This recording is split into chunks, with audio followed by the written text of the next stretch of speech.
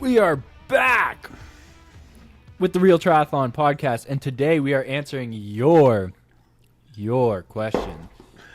Nick drinking beer once again. The man just Every time he has a beer, he makes sure to be like, It's just, there's a point in the day, usually around this time, which is 5 o'clock, where I'm like, I haven't eaten much today because I've been running around like crazy, and I just drove a bunch of calories in me, and I need to wash it down with something cool, crisp, and refreshing. And I go for that. okay, Man, I like it because so finish the ad off. What's it called? Oh, it's not called Athletic Brewing, I'll tell you that much. It's just a Pacifico. well, I'm drinking Fresca, which I just learned yesterday that it was a diet Dude. soda. I didn't know that. I thought it was like normal, but They it's do taste diet. good. So I'm just taking aspartame in. So I'm killing myself slowly. Jack, have you ever tried Does the No Name brand beer? No, I haven't. I've No? heard it's Okay, not bad, so- though. Yeah, I've heard it's okay. So to give background to everyone else, in Ontario, which is a province in Canada, a politician ran on $1 beers. Like, that was his thing. He was like, he's going to bring $1 beers. And he was not really successful. He was kind of successful. He did win. And he brought beer. And so No Name brand is the store brand for, like, this big grocery chain in Canada. And it's yellow label. So it looks just like Nick's, whatever Nick's drinking there. And, yeah, it looks just like that. And they were supposed to be like $1 or something. Yeah. But, So are they $1? And are they a Canadian dollar or well, US they probably dollar? were when that happened. But that was like, hasn't he been winning for like 10 years, that guy? Yeah, it's been like 10 years now. All right, speaking of products, speaking of stuff that we all have to deal with and consume, let's talk about the influencer lifestyle that we have just all bought into periodically. I know some more than others, probably me more than anyone. Lisa's starting, obviously. But what are some of the bullshit products that you've been getting requests on? Because I've got a couple I can list, but I want to hear from you all first. Who's got some?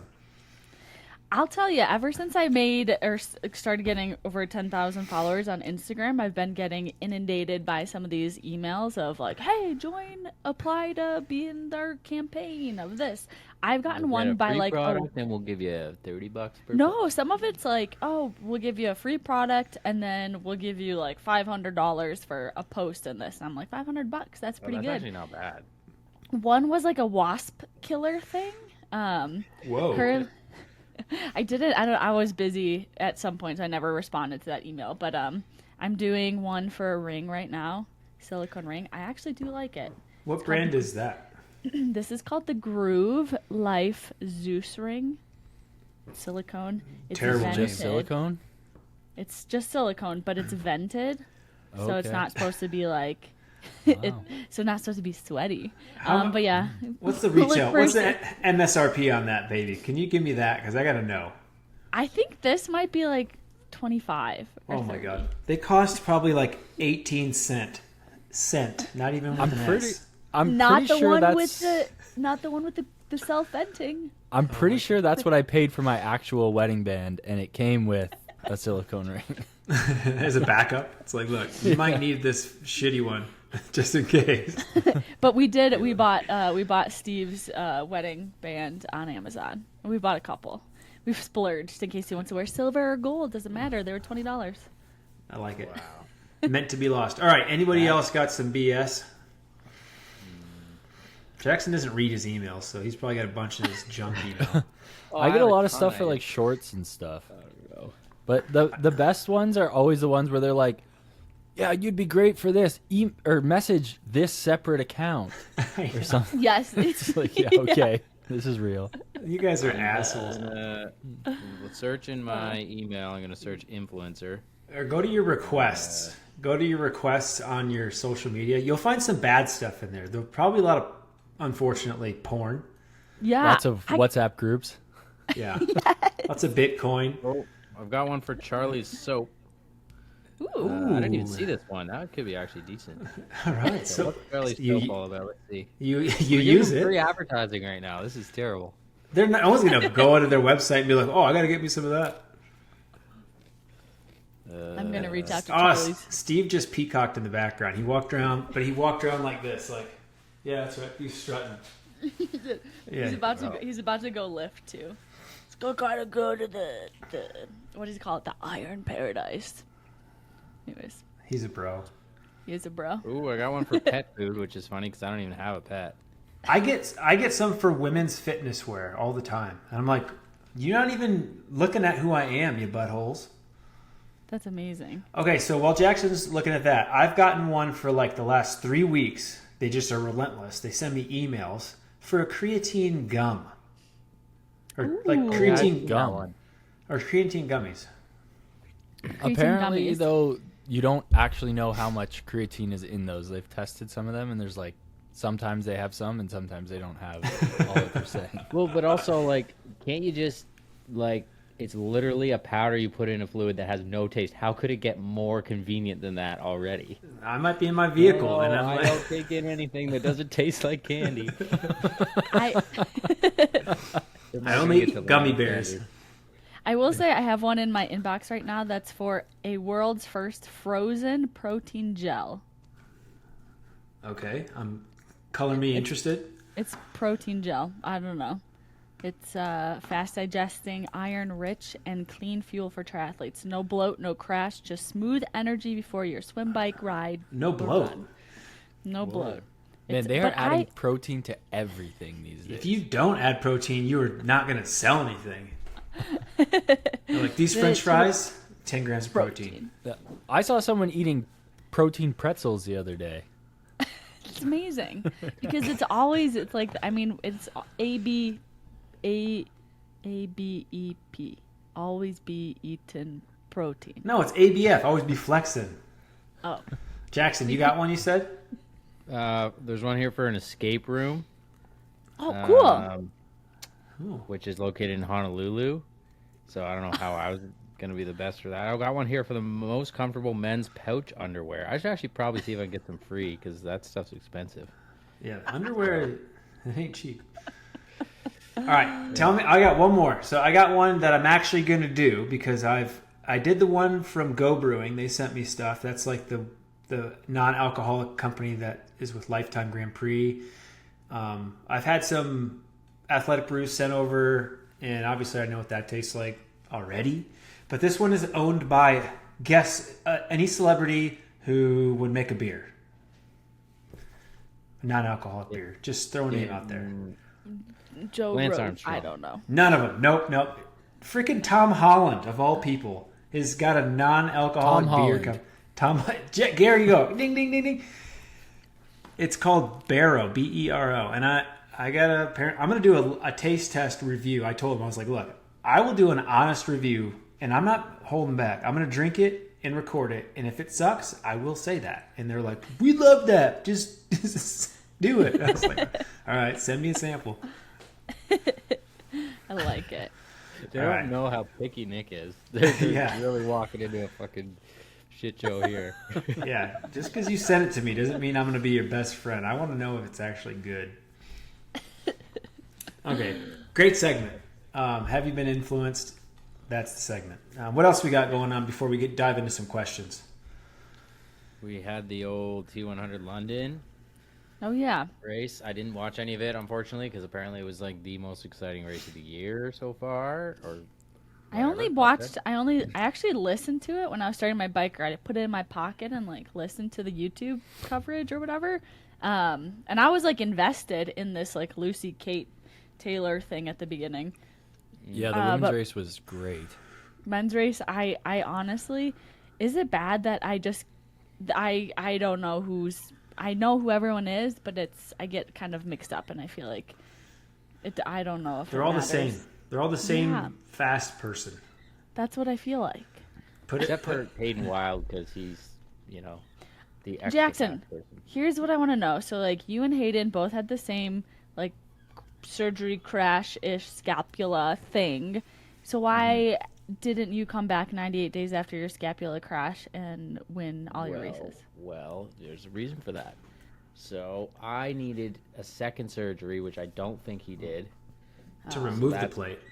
To remove the plate, which was really limiting my mobility prior to getting it removed, so I really couldn't train properly until that came out. So essentially, I could only start training properly, and that was like 3 months after the surgery. Plus, my surgery was like 11 days after the crash because I live in Canada. So I probably had a delay there as well. So that's my excuse. But I did come back 6 months after the crash and came second at Campeche, so that's not bad. And then That's COVID. not bad. And then COVID. So you could have actually just won all your races, but we would never have known. Yeah, maybe. Might have set me off on the path to slowness. I heard Hayden Wild, even the day after his injury, was still training 30 hours a week. Where'd you hear that?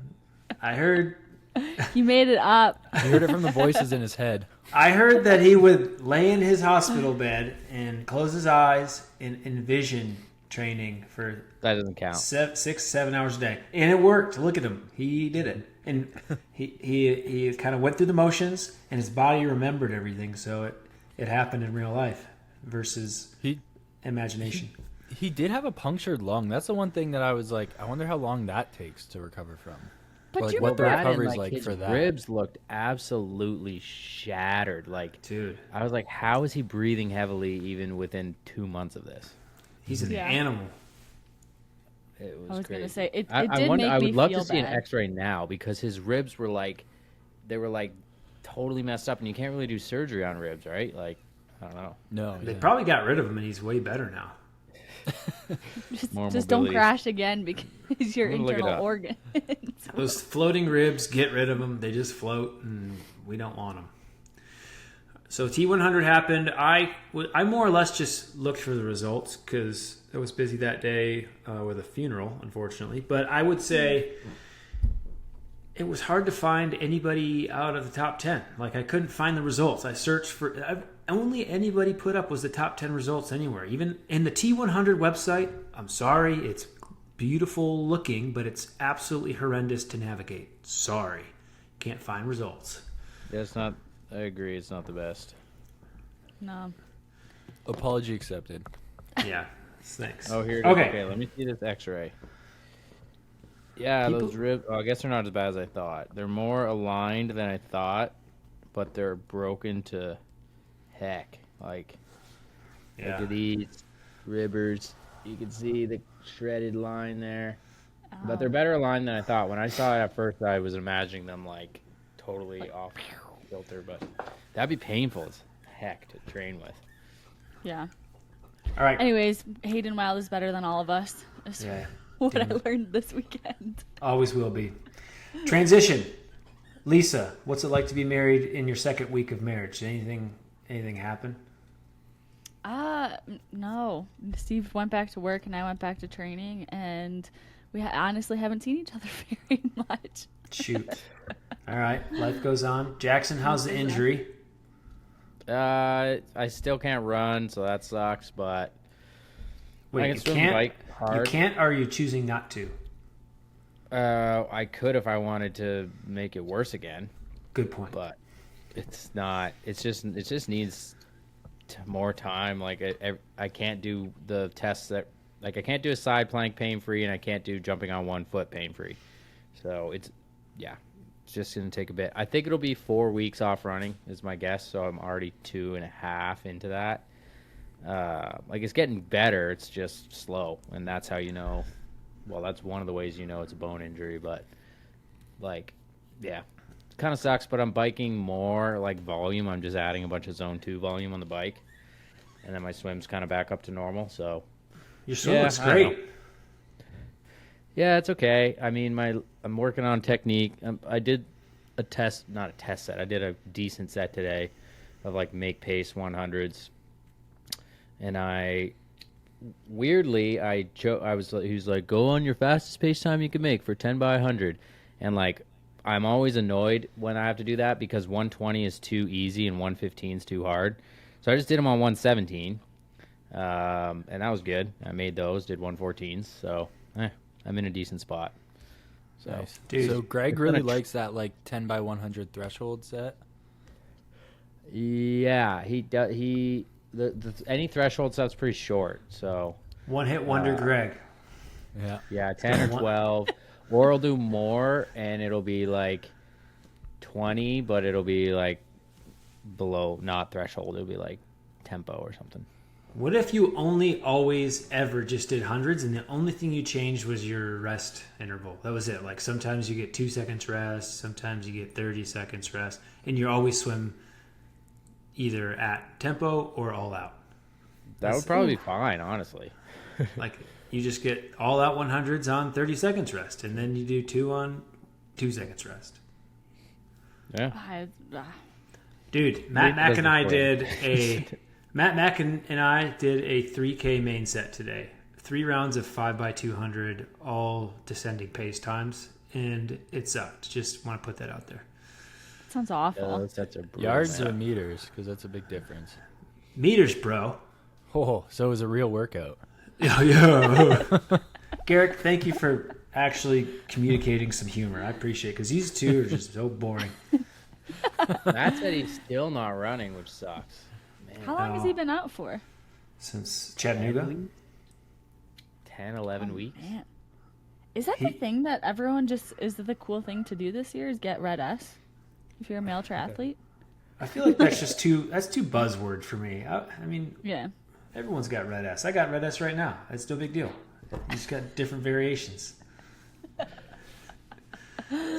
Sometimes my red S flares up. Okay, let's jump into some questions. So these are questions that we polled our social databases, and like I think I'll go third. Who wants to go first? I'll do the first question. Okay, and you can have your first chance at answering it too before I overrule you and give you the correct answer. Okay, this is from one of our all-time faves, Will Denis. No, Denis. Will Denis. How do you get faster on a marathon in the full distance? I don't know why he asked me this question. I have no idea. I don't have zero plans of doing Didn't a you full say distance. that it's going to be answered on the podcast? This is true. So maybe I feel the like the experts most will qualified answer to it. answer that is either Nick or Garrick. Garrick and I. Yeah. Garrick, you I go technically first. have the fastest PR for marathon off the bike, but don't worry about me. Wait, How what'd do you you go? get faster? In 250? Chattanooga, I did like 240 something. But what was your Garrick. second loop on the marathon in Chattanooga? Because that's like the real. Well, but the thing about the marathon is like you take your time for the marathon, and that's like how they determine how fast you ran the marathon. Yeah, So- but it was a time trial start, so really it should just be the second loop. No, but why I say Nick and Garrick is because I feel like they've come closer to their actual potential for running that, and I have really Chattanooga the course was short and whatever. I've run pretty slow, so Every Ironman marathon is short. So the best way to do it is just find the shortest one. And just race there. You'll get a PR, guaranteed. Or come to Utah and run a downhill. all right. Yeah. But for real, All right, we I gotta think- answer this question. I think it's just to get strong as heck on the bike and nail your nutrition. Yeah, nutrition's huge. I think nailing the nutrition's big. Nailing your pacing in the race is huge, and then getting just faster at running. Obviously, like just open running. No way. I think would be pretty helpful. Like Get but better not at just running Like, and oh, you'll I'm run gonna go out faster. and do my 3-hour long run. Like, I think you still need to raise your speed. Like whoever's got, if you line up everyone's marathon splits in the Ironman, they're probably pretty much in order of how fast they can each run 5K. I would say. Like, what do you guys think about that? Do you think that's the closest correlation? No. You don't think I so? think You it's don't think I in an think age group? Ironman. I don't think it correlates with age groupers. No. What? I think Come it comes down more towards your durability because the last 10 miles of a marathon and Ironman, everyone looks like shit. And I think that the more durable, the less that your form breaks down, the quicker that you're going to be over the distance. So I you're think saying if someone's got a 20-minute 5K PR and someone's got a 16-minute 5K PR, you're not saying there's any correlation there. You're like, well, it could be either one. It could be the fastest in the marathon. I think there's a correlation, but I don't think it's like a causation. Like if they both had the perfect day of fueling and biking and everything, then ideally the faster 5K would have better form, better leg strength, and be able to handle it better. But I think don't the think thing that's what is he's you're going to break asking. down for sure. And if you're breaking down from your like comfortable pace of normal running being like 5-minute pace for like a zone 2 effort versus like 5:30 pace, you're just going to be running faster. I think everyone breaks down, especially in an age group Ironman. Everyone's breaking down.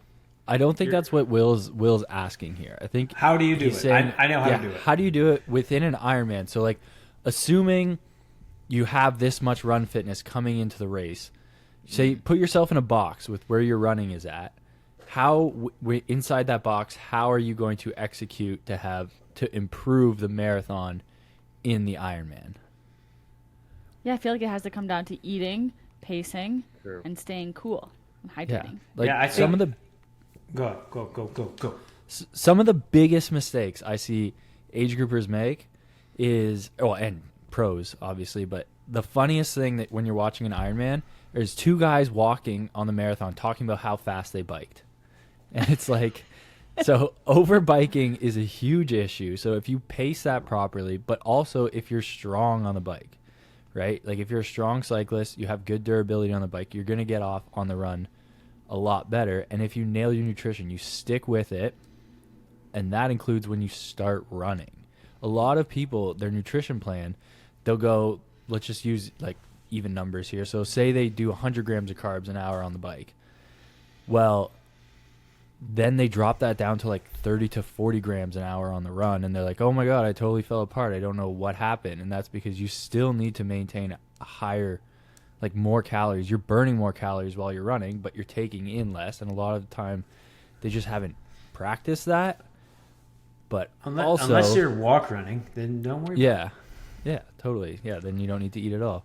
But also the walk running is like, yeah, stick to the plan. You're going to feel so grateful that you're off the bike and you're going to start running. And everyone, when they start the marathon, pros included, they're like, this is my day. I'm going to run my fastest PB by 20 minutes. And they just smoke the first 10K.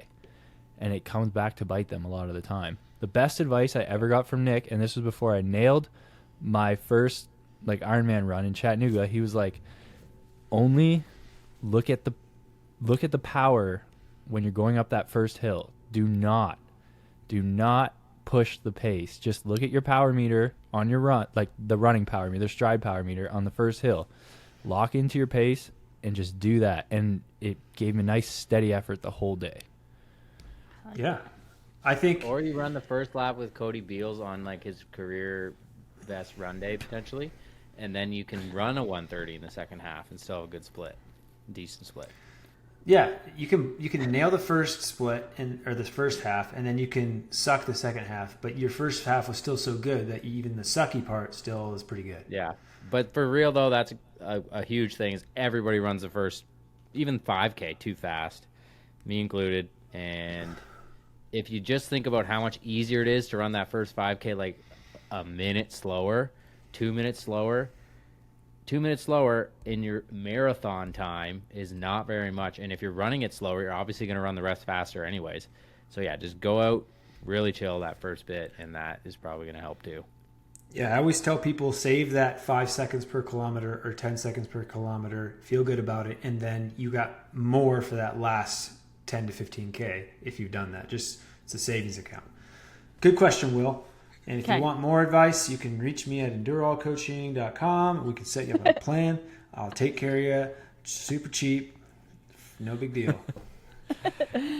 Okay, whose or questions? You can meet up with us in Cozumel again. Yeah. We'll just tell you.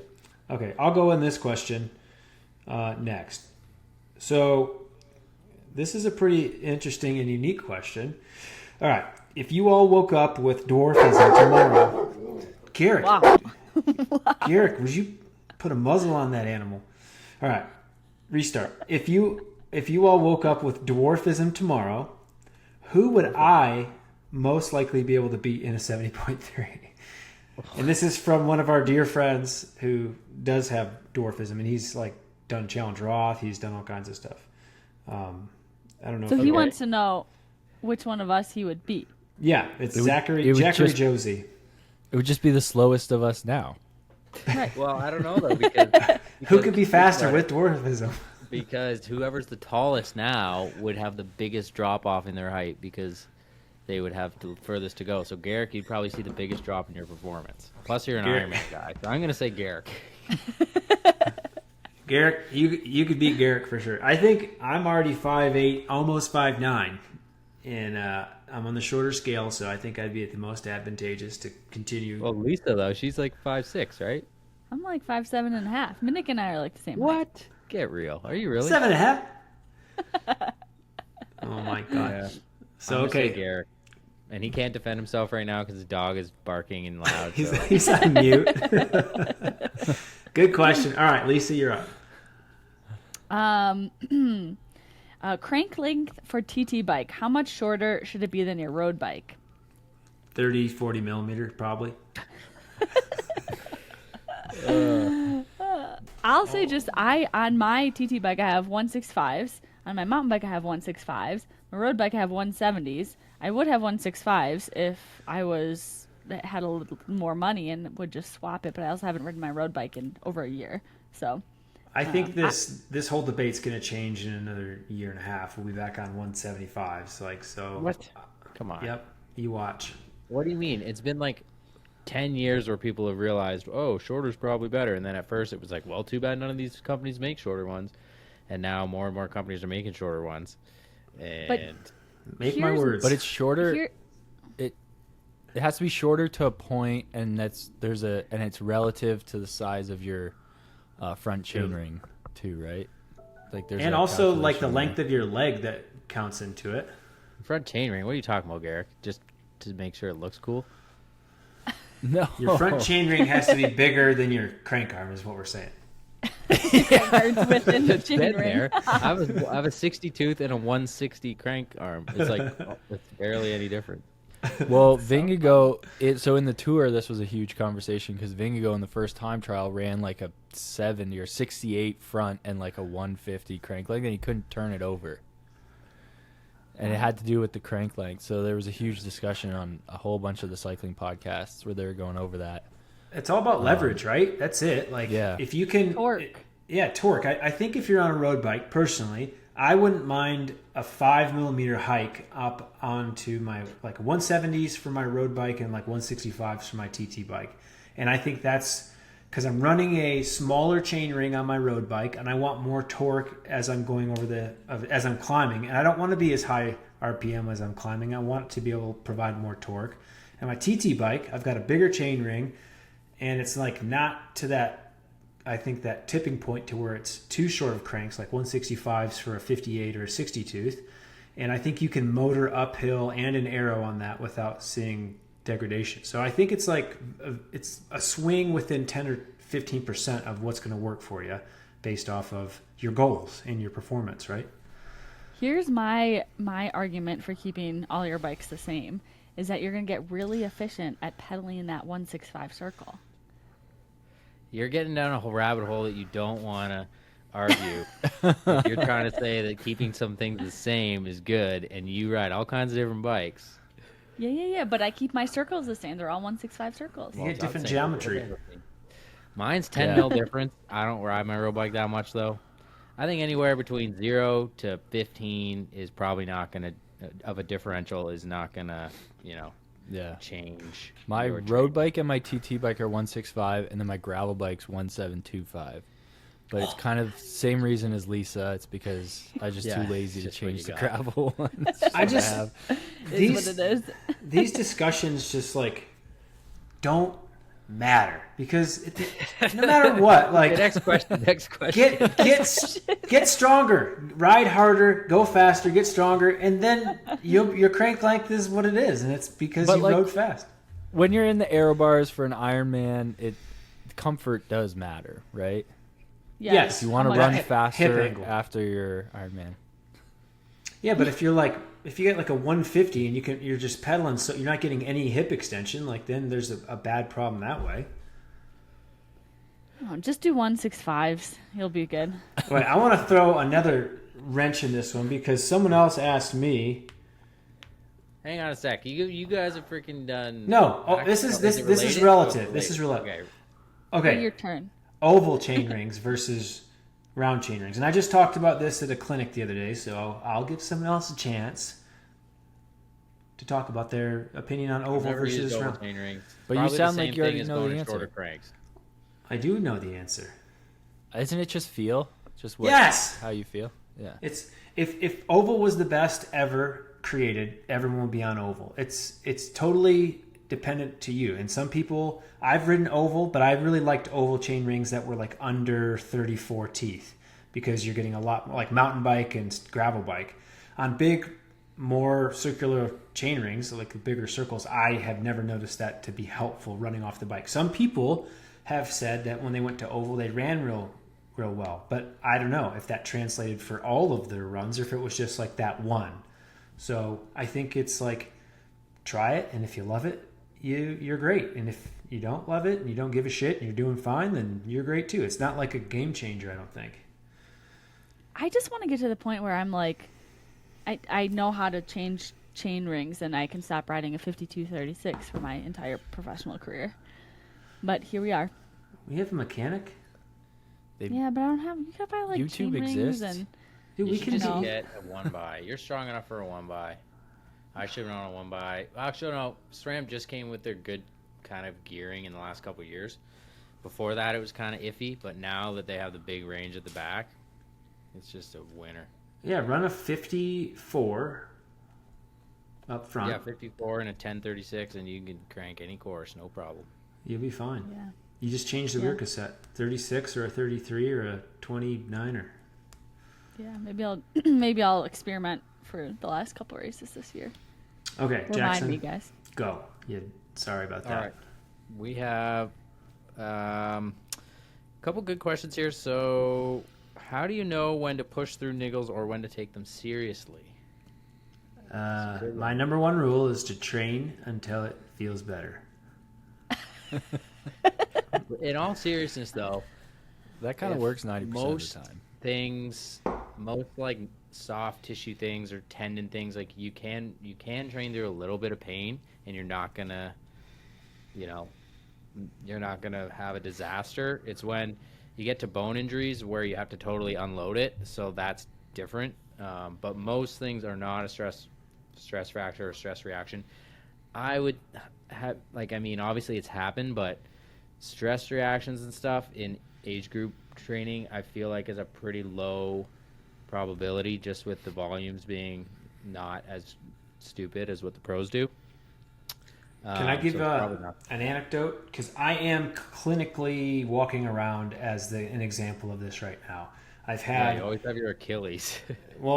so my Achilles this is the first time I've had Achilles issue for like the last 6 months, and that's been for most of my career. I haven't had any Achilles issues, but also my right hip and my iliacus has tendonitis too, and then my left shoulder, like it has been awful. But it's not in the rotator cuff; it's like in these muscles in the back. I pulled something, so in that case, I've been training through strained muscles and tendons that are tight and probably strained a bit for like 6 to 8 months.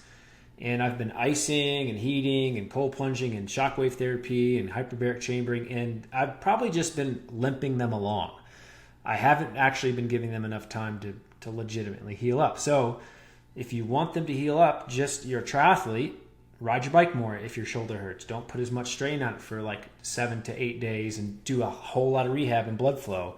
And if it's something like run related or lower leg related, you got to do what Jackson's doing. You've got to legitimately take yourself off the pounding. And I think no matter what, these impact-related injuries, you do have to take a certain period of time to clear out a lot of that inflammation, give your body a chance to catch up. Then at a certain point within the recovery, we've even seen loading them lightly or just gently running on a lever or something like that can actually improve the recovery. But obviously, speak to a doctor. I think a good rule of thumb when it comes to injuries is after you train, does the thing get worse? Like, does it get worse acutely? And when you wake up the next morning, is the pain still there?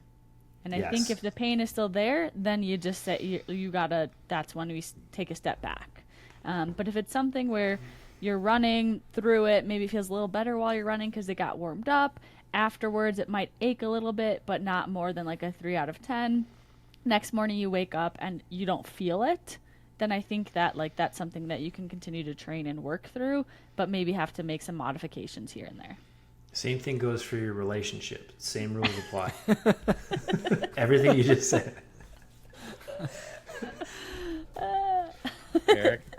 Garrick's been chronically injured forever as well, so. Yeah, Garrick, you actually have good advice on that.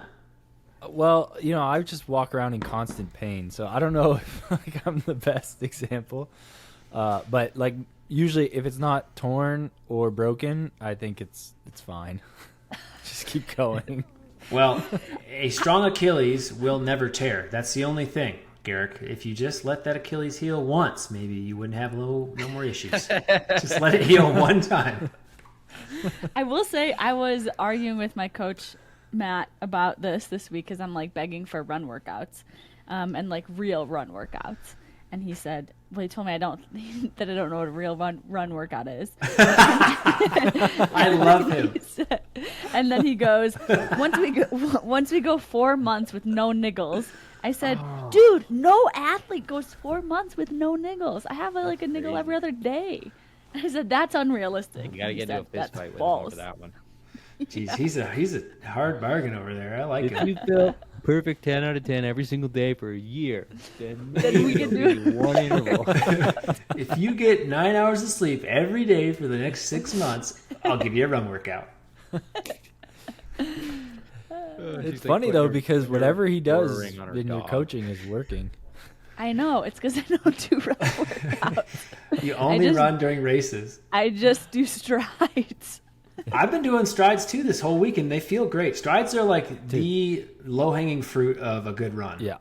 Yeah. I was thinking about this the other day. I was like, why is it that when like athletes come into the sport late or they get older, people just don't teach them how to do strides?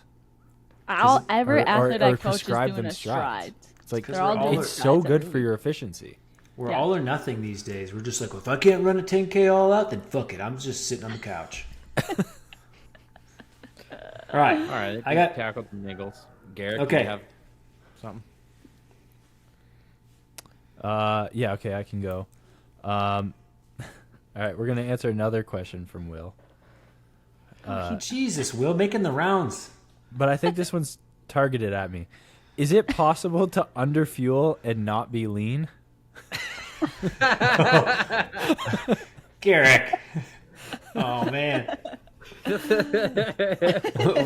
Self-burn. I think Will deserves a good old punch right at camp. Yes, this is 100% possible. Definitely I think it's possible yeah. for sure. Yeah. Especially because body weight doesn't it takes time for that to fluctuate. So if you've got someone who's like normal build and then they like, oh, I'm going to start doing Ironman training and they don't change their diet, well, yeah, they're going to be underfueling, but they're not going to be really lean right away. It takes time for those body composition changes. And also, if you don't give your body enough during those periods, it'll retain weight because it's like, I don't know if I'm going to get another meal for a few hours. I got to hold on to all this fat. Yeah, it'll change your metabolism. It'll change your hormones to protect you like that in that way. So it can definitely be a bit of a, not a direct relationship between leanness and how much you're fueling. And I also think when it comes to weight loss, there's so many opinions about weight loss in sports. But I think you shouldn't rely on trying to lose weight when you're in big training, because I think the best time if you're actively trying to lose weight is kind of in this pre-season where you're just doing a lot of aerobic training and you're not looking more for I'm trying to run hard or bike hard, but you can actually get yourself into a little bit more of a caloric deficit in that space. But I'm not a dietitian. But I would say trying to cut back on calories when you're training really hard is not a good idea. No, because you could probably maintain the same diet with the excessive training, and it's just going to take care of itself. Your body's going to figure it out. Yeah. If you just fuel those workouts, so yeah.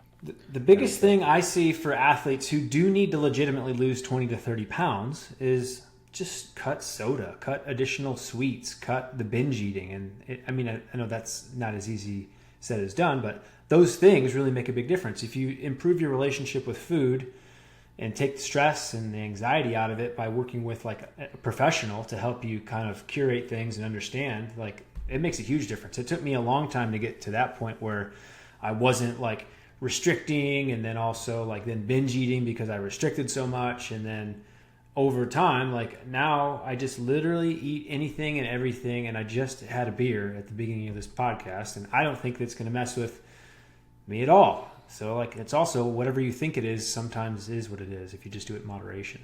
Nick has a great rule about cravings too. What's your rule about cravings? What is my rule? The rule about how many, when you've been thinking about it for a certain amount of time. What is it? How much time? If you've been thinking about something for like 3 days and you're like, damn, I just really want that milkshake from that favorite place, just go get the milkshake, but make sure it's like after a good training day or something like you're not going to feel miserable about because you know you've put in the work and your body legitimately needs it. So find a timing and be human. 3 days. All right, next question. 3 days. I guess I'll go because this one's kind of a throwaway thanks to Greg Harper. He said, why did Jackson and I go off course? Or did we really? He sounds kind of made up is what he said. Boise 7.3. All right, Boise. Yeah, Boise 7.3. I, for the first time in my entire career, had a chance to take me and Jackson off course. And obviously, he didn't know where the hell he was going because he didn't choose the right direction either. But it was hard to decide. And yes, it was true, Greg. It's the first time I fucked it up. There just wasn't really those. Usually when you're going into a finish chute, they have those two black buoys that you go between. There was none of that. It was just, there was buoys. It was like I was looking at a horizontal, right in front of you, red wall tube buoy. That's all I could see. And I was like, I don't know, left, right, where do I go? And so I went right, and that was wrong for 20 seconds. Yeah, it is true. So moral of the story is, even when you think you're just going to be following someone to the swim finish, you should still go check it out beforehand.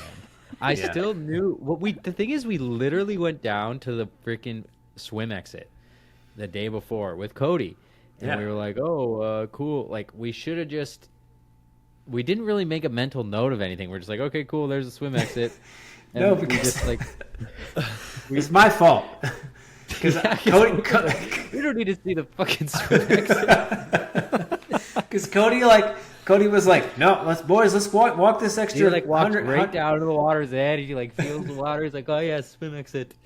And I'm like, fuck all that. Look at this pavement we got to run on. It's gonna kill our feet. Let's worry about that. And so I did not get a clear perspective of the chute. All I saw was like, yeah, there's a few docks. So that's what happened, Greg. All right, next question. Next question. I have one from Natalie. How do you decide on what pro races to do, course, accommodations, etc.? Ooh, that's a good question for a pro athlete. Yeah. Prize money, time of year, race distance, and course/conditions quality to what you're good at. So, for example, Garrick loves hot races. He goes to every hot race. Brazil, Thailand. That pretty much just sums it up, doesn't it? More or less. I mean, we're not focused on like family amenities or anything like that. Oh, and cost. How much it costs to get there. Yeah. Mine is how far the travel is, how far and how awful the travel is. If I could make that as a priority to find the worst possible, then I'm all about that. It needs to take at least 48 hours. hours. Race in Madagascar. That sounds cool. Yeah. You got a 3-day layover. It's probably okay. I do. Do you know what I've never done in my whole career, though, is try to go cherry pick easy races. On purpose. I don't think they exist anymore. Eric's trying to get me to do that, but I haven't done it yet. The way I pick a race is I'm just like, okay, how many Ironmans can I fit in healthy? And then is there a 70.3 around here? Maybe I'll sort that in. I'll do that next week. I sign up for whatever race Sam Laidlow goes to. Just so one day, if he has a bad day, I'll beat him. Okay, we gotta start ripping through these. I got one. Okay. How do you deal with burnout and fatigue during long training blocks? Ooh, Good that's question. tough. I don't know. I ebbs and flows every day. have a big fight with your spouse, and then that takes priority, and you forget about all that other stuff, and then you make up, and then you're back to normal. Just depends, I guess, if it's like burnout because you're overtrained or if it's just mental burnout. Let's just assume mental burnout. Yeah, I don't know. It's tough. Sometimes mix it up, do something a little bit more that you can kind of look forward to, like try to do a group thing. Or for me, if I'm really not feeling it, especially with bike workouts, I'll jump into a Zwift race because even though it's probably harder, it's just mentally easier because you're just like, it's fun. You're in a race. You're like, all right, like you don't have to go all out, but you're kind of just pushing yourself with bunch of other dudes and time goes by quicker. I like mental sanity days where you leave the watch at home, you leave the bike computer at home, you just ride and you try to get more invested in why you like to do what you actually are doing right then and there. And there's no pressure, there's no Strava, there's no coach telling you anything. You're just doing it for you. I find fighting burnout is bringing it back into you being in the driver's seat, because most athletes have so many people and so many expectations and all these things they've set out to do that it really takes over and kind of puts a veil over the real reasons why they love it. So get back to why you love it, and for sure group workouts are the best. That's what I was going to say. Find a friend. That's what I like to do. Misery loves company. But the question is, like, why are you burning out though? Is it? That's Are not- you just Let's not like go are too you deep. really? Are you like truly burning out, or are you just Stressed overwhelmed by? Yeah, you're just overwhelmed by like the amount of work that this takes and like the mental load and just the thought of how much more you have to do, or are you like truly burnt out? And if you're truly burnt out, like sometimes I'll ask myself this, like, am I truly fried right now? And I'll be like, When he's yeah, in okay. one of his And then I'll just 4 by an hour just, like, Ironman pace bike. then I'll just veg on the couch and like just really take a Saturday or a Sunday and just chill, and but I'll rearrange my training and still get the important stuff done. Yeah. I think it's what I ask myself is like, have I eaten enough? Have I slept enough? Where am I at my menstrual cycle? And that we got to tick those tick those boxes, and then you can be like, okay, am I mentally, physically burnt out, or did I sleep shitty last night, or I'm about to get my period, or did I not eat enough? I think This one those was usually. by a guy whose Instagram name starts with Dad, so probably not the Dad menstrual bod? cycle, but still good advice for the women out there. Not Dad bod. Wait. All right, how many more do you guys have? I've got. Okay. We We got a don't have few. to go through all of them. Like, let's Okay, just well, Yeah. let's get roast your Mark. favorites. Oh yeah, we got a roast Mark. We got a couple funny ones real quick here from Nicole. Who is everyone's least favorite RTS member, and what is Jackson's favorite granola bar? If I can answer the granola bar, it is a Selection brand, basic Chewy chocolate chip, chocolate chewy chip. granola bar. Yeah. Who's my least favorite RTS member? Oh, least favorite. Well, we're I don't roasting know. Mark today, so I think we got to say Mark. Yeah, Mark Mark. Dubrick. No, but I'd probably have to say right now it's a tie between Garrick and Jackson because they didn't come to my wedding. Oh, You know what, Lisa? That's fair. That's fair. So- and the reason we didn't Yeah. come to your wedding is because you're our least favorite.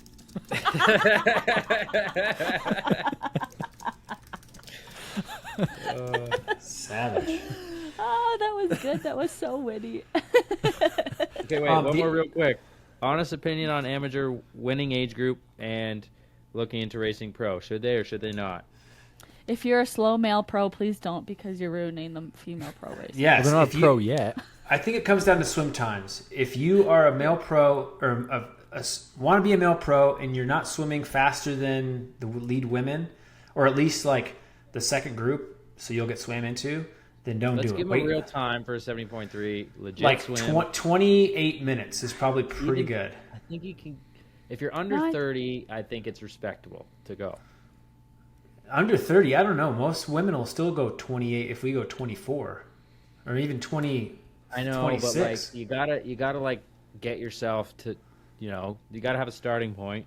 A lot of pros aren't Yeah. swimming under 30. A lot of pro men. Shoot, Yeah, a lot of pro men aren't. I So was going to this say, actually, I have a question that right along these lines. That should there be separate swim, bike, and run standards for pro athletes? not run only think, standards. I think only to swim mainly because that's the only one Yeah. that could negatively impact the women's race. And even then, like, if you can clear yourself out of that women's race within the first 10K of the bike leg and you're just moving along, like, that's no problem at all. I think it's when you're coming up and then you're just almost as fast as them and you're not quite pulling away. That's when the yo-yo is bad. Yeah, they just need to make a rule about the interaction between, and if you're getting caught by the women on the bike, you just have to drop back. Whereas if you're a slower swimmer, you got one chance to pass kind of thing, and that's it. Or if you get a mechanical or something. But yeah, they just need to do that in order to give the women a fair race. We should just limit how fast the women can race.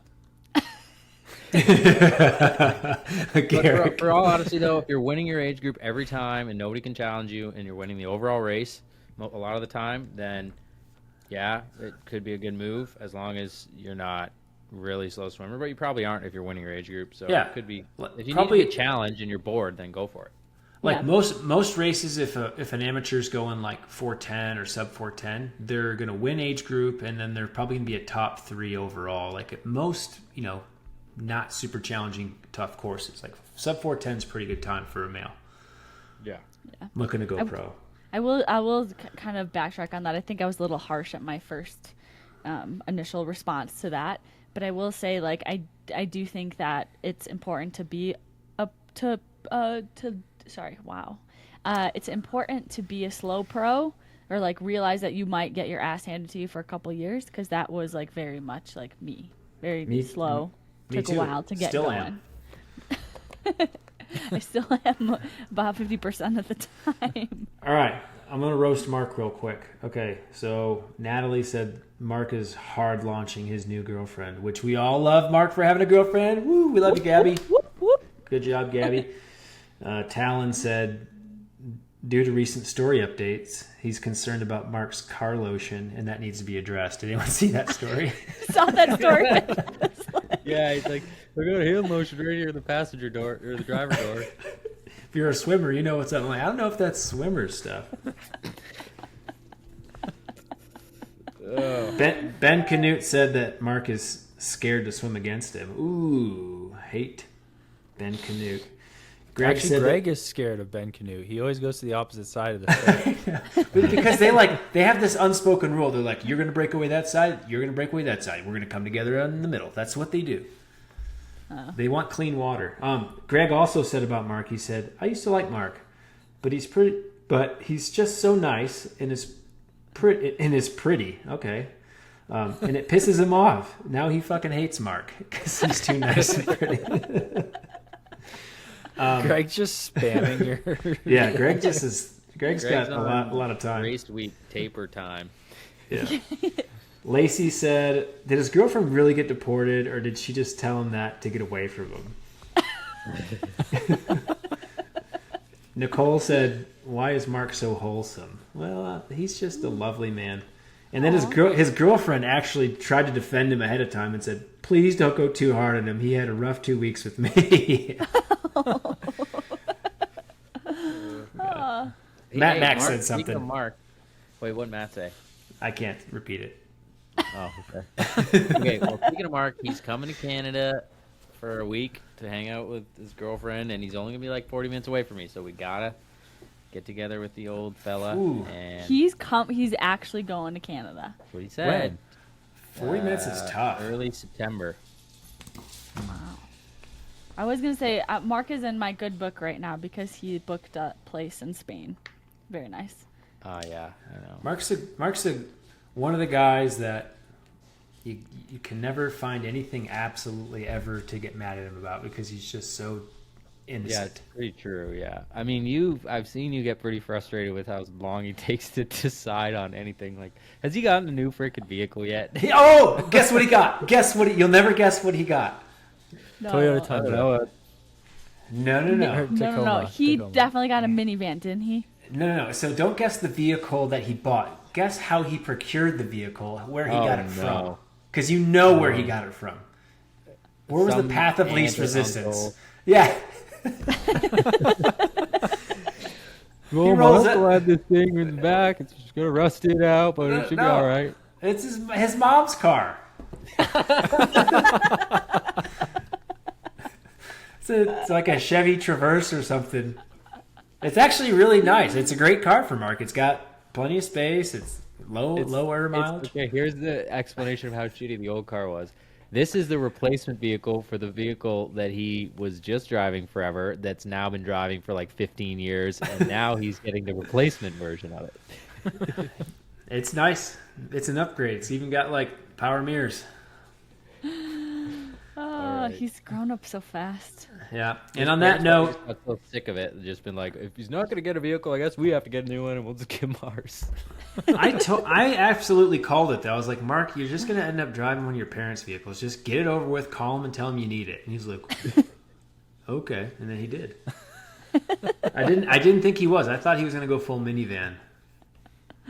Yeah, he really had this great idea of just us being able to sleep in his car. Minivans are incredibly practical. They are. You can fit so many bikes in there.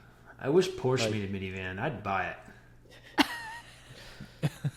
Get that. Guess what broke on my car today? Let's play that game. The air conditioner. Why the hell did you buy a freaking 2017 Porsche? It doesn't even fit any bikes or any bullshit.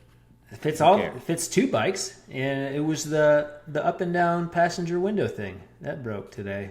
It's only $50 though. Got her fixed. That's not bad. All right. Well, on that bombshell, we've got to go to a team meeting with the rest of RTS pros. So we're gonna say goodbye for now. You can see us at the next race, 70.3 Santa Cruz. No one's going to Louisville, I don't think. A lot of people are going to Louisville. No. Just Greg's doing it, but is he RTS or is he just... Greg. No, Greg is he's wearing our kit. I don't know if he cares anymore, but he is. Isn't he supposed to be a dad Greg. in like a week? Yeah, maybe.